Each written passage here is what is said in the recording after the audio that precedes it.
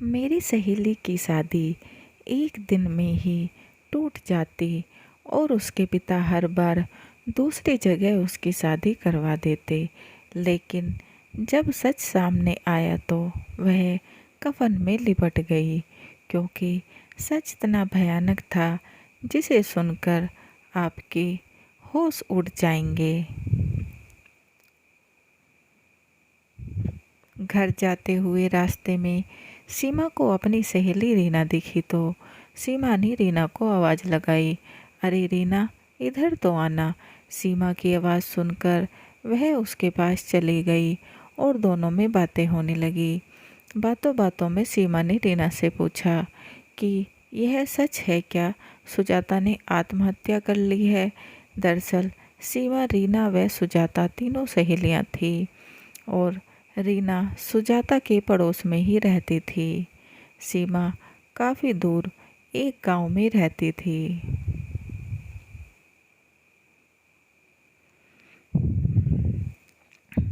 माना कि सुजाता की 4 बार शादी हुई, लेकिन उसने अपना जीवन खत्म क्यों कर लिया।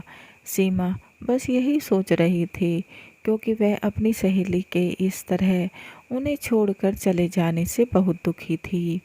सुजाता 8वीं क्लास में ही थी तब उसकी पहली शादी करा दी गई थी। सुजाता एक बहुत ही सुंदर लड़की थी। दूध जैसा गोरा रंग, उसकी बड़ी बड़ी आंखें, जो भी देखे देखता ही रह जाता था। सुजाता पढ़ाई में भी बहुत होशियार थी। वह अपने जीवन के सुनहरे सपने देखती थी, लेकिन उसके सपनों को कुचलकर उसके परिवार वालों ने जबरन उसकी शादी कम उम्र में ही करवा दी।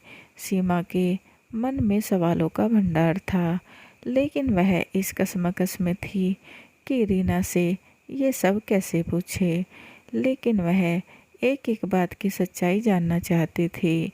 तब उसने हिम्मत कर रीना से पूछ ही लिया कि सुजाता ने खुदकुशी क्यों की। 1 मिनट के लिए तो रीना ऐसे शांत हो गई जैसे उसे सांप सूंघ गया हो, क्योंकि मानो उसके मुंह में शब्द ही नहीं निकल पा रहे थे।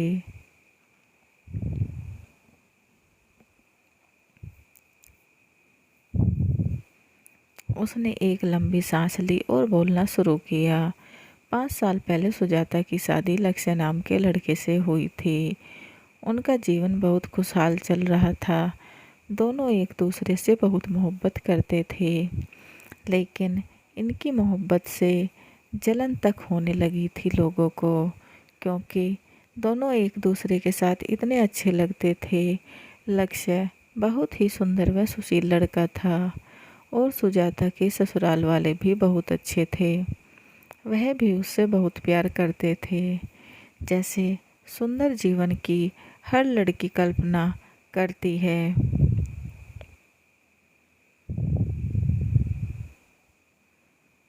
सुजाता का जीवन बिल्कुल वैसा ही था। वैसे वह एक मध्यम वर्गीय परिवार था, लेकिन उनके घर में किसी चीज़ की कोई कमी नहीं थी। उसके घर की स्थिति मध्यम थी। एक दिन अपने काम में वह एक पहाड़ी इलाके में गया था और वहीं एक पत्थर से टकराते हुए नीचे गिर गया। उसके सहकर्मी उसे अस्पताल भी लेकर गए, लेकिन चोट ज़्यादा होने के कारण वह बच न पाया और उसकी मौत हो गई। सुजाता पर मानो दुखों का पहाड़ टूट पड़ा।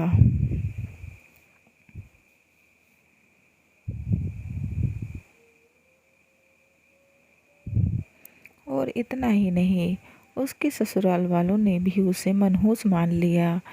ये सब सुजाता के कारण हुआ था। फिर उन्होंने ना तो उसे समझा, ना ही उसकी कोई बात सुनी और धक्के दे अपने घर से निकाल दिया। घर से बाहर निकाले जाने के बाद वह अपने मायके आ गई और कुछ दिन मायके में ही रही।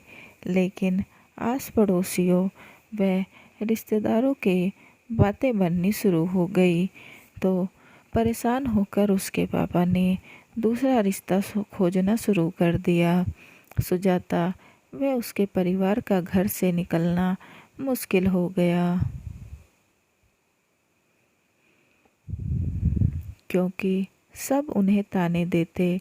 इसलिए वह परेशान होकर उसके पापा ने जल्दबाजी में आरुष नाम के लड़के से उसकी शादी करवा दी। आरुष लक्ष्य से बिल्कुल अलग था।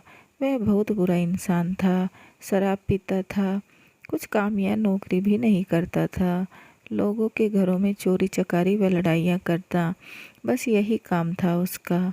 इससे सुजाता बहुत दुखी रहती थी, लेकिन वह कर कुछ नहीं सकती थी, क्योंकि वह तो पहले ही मजबूर थी। एक रात आरुष बड़ी हड़बड़ी में देर से घर आया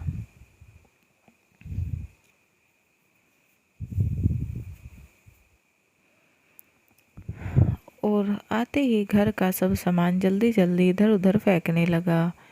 ऐसा लग रहा था वह कुछ खोज रहा है। सुजाता ने उससे पूछने की कोशिश भी की, लेकिन वह उस पर झल्ला उठा और कुछ न बोला।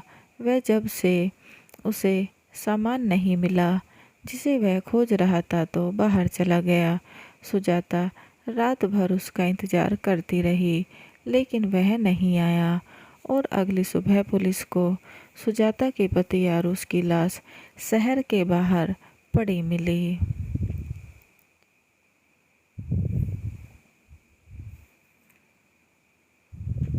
उसका किसी ने बड़ी बेरहमी से कत्ल कर दिया था।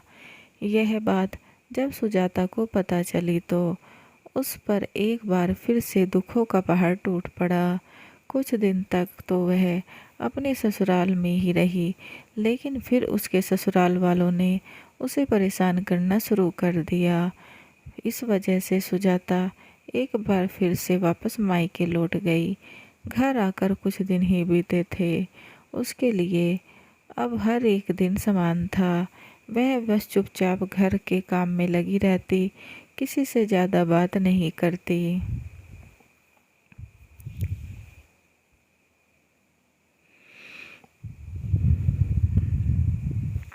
लेकिन उसके परिवार से उसकी ये हालत देखी नहीं जा रही थी, इसलिए उन्होंने तीसरी बार उसकी शादी करने का फैसला किया।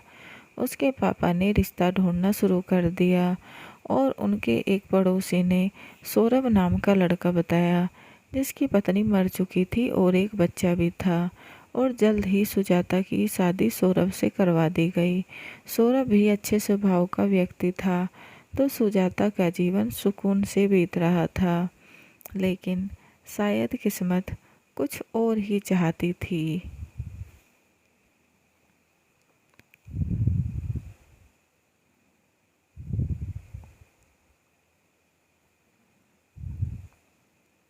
अभी शादी को बस 2 महीने ही बीते थे कि अचानक एक दिन पता चला उसके पति को ब्रेन ट्यूमर है।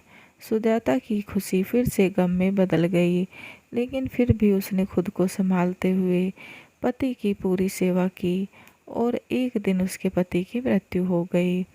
कुछ दिन बीत गए, लेकिन बाद में ससुराल वालों ने उसकी जिम्मेदारी लेने से साफ इनकार कर दिया और उसे घर से निकाल दिया।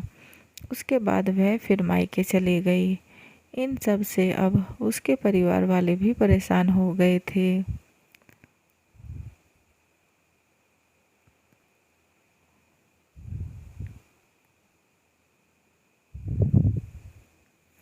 इसलिए इस बार उसके पापा ने उसकी शादी एक अधेड़ उम्र के आदमी से करा दी, जिसके 3 बच्चे थे। लेकिन सुजाता की शादी को बस 5 महीने ही बीते थे कि उसके इस पति को भी दिल का दौरा पड़ने से मृत्यु हो गई और ससुराल वालों ने सुजाता को मनहूस कहकर बाहर निकाल दिया और एक बार फिर वह अपने मायके चली आई। लेकिन इस बार उसके माता पिता व भाई भाभी ने भी उसे घर में आने नहीं दिया और मनहूस कहकर बाहर भगा दिया।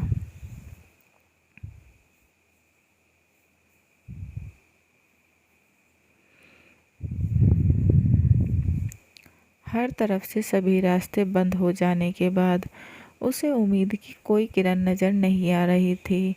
अंत में उसने आत्महत्या करने का फैसला लिया और उसने अपना यह मनुष्य जीवन भगवान को सौंप दिया। सुजाता के जीवन का दर्द सुनकर सीमा की आंखें भर आई। वह उस दिन पूरा समय बस सुजाता के बारे में सोचती रही। क्या इन सब में बेचारी सुजाता की गलती थी? क्या उसके माता को सिर्फ उसकी शादी कर हर बार किसी के पास भेज देना सही था?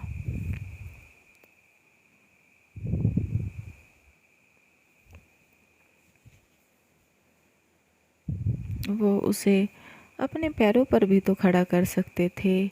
सच कहूँ तो सुजाता की जान उसकी किस्मत ने नहीं बल्कि उसके परिवार व समाज की छोटी सोच ने ली है। वो बेचारी मनहूस नहीं बल्कि बदकिस्मत थी। कहानी कैसी लगी कमेंट बॉक्स में ज़रूर बताएं और चैनल को लाइक एंड सब्सक्राइब करना ना भूलें और बेल आइकन को ज़रूर दबाएं ताकि ऐसी अच्छी अच्छी कहानियों के नोटिफिकेशन आपको मिलते रहें। And please support my channel. समाप्त।